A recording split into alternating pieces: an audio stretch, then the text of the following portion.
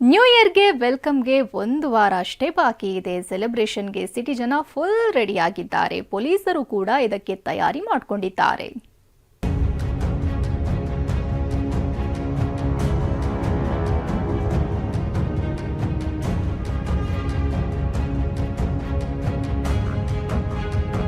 New year ಹೆಸರಲ್ಲಿ rave party ಮಾಡಿದ್ರೆ ಹುಷಾರ್.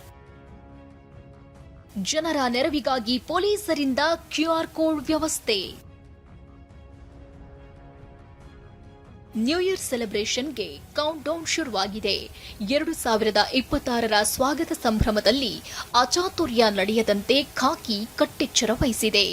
ಸೆಲೆಬ್ರೇಷನ್ ವಿತ್ ರೆಸ್ಪಾನ್ಸಿಬಿಲಿಟಿಯನ್ನು ಆನ್ಲೈನ್ ಕ್ಯಾಂಪೇನ್ ಶುರು ಮಾಡಿದ್ದು QR ಕೋಡ್ ಅಭಿವೃದ್ಧಿಪಡಿಸಲಾಗಿದೆ.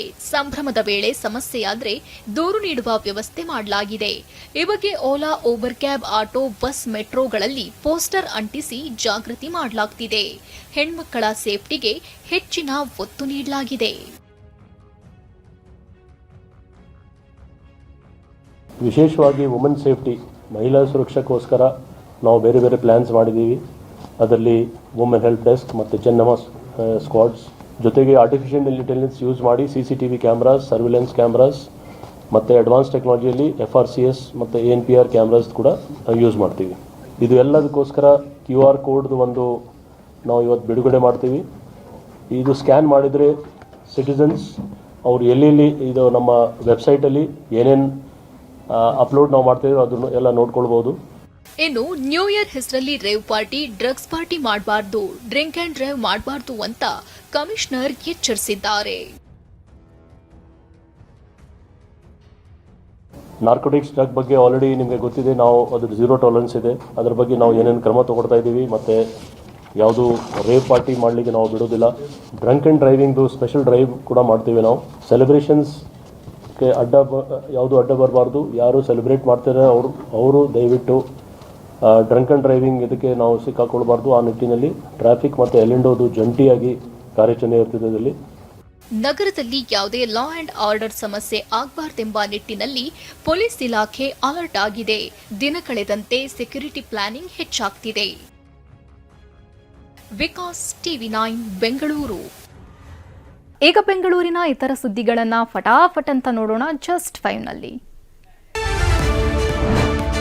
ಭೈರತಿ ಬಸವರಾಜು ನಿರೀಕ್ಷಣಾ ಜಾಮೀನು ಅರ್ಜಿ ವಿಚಾರಣೆಯನ್ನ ನಾಳೆಗೆ ಮುಂದೂಡಲಾಗಿದೆ. ಭೈರತಿ ಬಸವರಾಜ್ ಪರ ಹಿರಿಯ ವಕೀಲ ಸಂದೇಶ್ ಚೌಟ ವಾದ ಮಂಡಿಸಿ ತನಿಖೆಯಿಂದ ಪಾರಾಗಲು ಭೈರತಿ ಯತ್ನಿಸಿಲ್ಲ, CBI ತನಿಖೆಗೆ ವಹಿಸುವಂತೆ ಸ್ಪೀಕರ್ಗೂ ಭೈರತಿ ಪತ್ರ ಬರೆದಿದ್ದಾರೆ. ಅಲ್ಲದೆ CID ಪೊಲೀಸರು ಒಮ್ಮೆಯೂ ಸಮನ್ಸ್ ನೀಡಿಲ್ಲ ಅಂತ ವಾದಿಸಿದ್ರು. ನೆಲಮಂಗಲ ನಗರಸಭೆ ಅಧಿಕಾರಿಗಳ ನಿರ್ಲಕ್ಷ್ಯದ ವಿರುದ್ಧ ಜನ ಆಕ್ರೋಶ ವ್ಯಕ್ತಪಡಿಸುತ್ತಿದ್ದಾರೆ. ಪಾಟ್ ಹೋಲ್ನಿಂದ ಸಾವನ್ನಪ್ಪಿದ್ರೂ ಅಧಿಕಾರಿಗಳು ಎಚ್ಚೆತ್ತುಕೊಳ್ತಿಲ್ಲ. ವಾರದ ಹಿಂದೆ ಪಾಟ್ ಹೋಲ್ನಿಂದ ತಬ್ರೇಜ್ ಎಂಬಾತ ಸಾವನ್ನಪ್ಪಿದ್ದ. ಆದರೆ ಇನ್ನೂ ಕೂಡ ಆ ಪಾಟ್ ಹೋಲ್ ಮುಚ್ಚದೆ ನಿರ್ಲಕ್ಷ್ಯ ವಹಿಸಲಾಗಿದೆ. ಪೈಪ್ಲೈನ್ಗೆ ಅಂತ ಅಗೆದ ರಸ್ತೆ ಮತ್ತಷ್ಟು ಗುಂಡಿಗಳಿಗೆ ಕಾರಣವಾಗಿದೆ.